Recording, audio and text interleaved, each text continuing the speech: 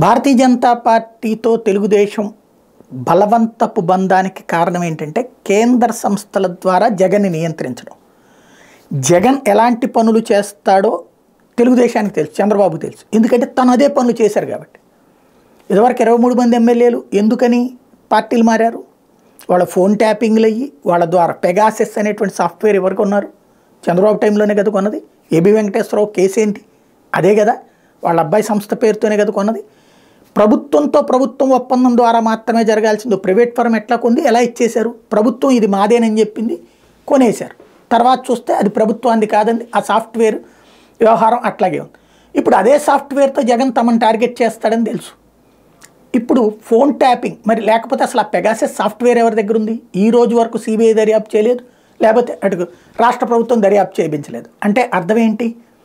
Pegasus ఇప్పుడు ఈ ప్రభుత్వం దగ్గర ఉండాలి, లేదంటే కనుక ఆ పార్టీ దగ్గర తెలుగుదేశం దగ్గర ఉండాలి. ఇద్దరు కూడా ఫోన్లు ట్యాపింగ్ అనేటువంటి నడుస్తుంది. ఇవాళ ఈనాడు గుండెలపై ట్యాప్ కుంపటి అంటూ హైలైట్ చేయడం, అనేక మంది ఫోన్లు ట్యాప్ చేస్తున్నారు అన్నటువంటి. దీని వెనకాల ఉన్న ఉద్దేశం ఖచ్చితంగా కేంద్ర సంస్థల ద్వారా వీటిని నియంత్రించే ప్రయత్నం చేయటం.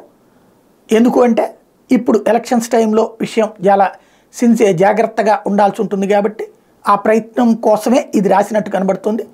ఎందుకంటే ట్యాపింగ్లు అన్నటువంటిది ఇద్దరు చేస్తున్నారు. మన ఫోన్లు ఏది సేఫ్ కాదు. ప్రభుత్వానికి అనుకూలంగానో వ్యతిరేకంగానో ఉన్నారంటే ఆ ఫోన్లు ట్యాప్ చేయడం అన్నటువంటిది రెండు ప్రభుత్వాలు చేస్తున్నాయి. ప్రైవసీ అనేది ఎప్పుడో చచ్చిపోయింది, అది ఓపెన్ సీక్రెట్.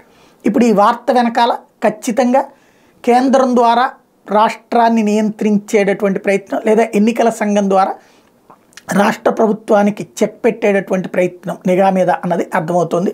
ఏం జరుగుతుందో చూద్దాం.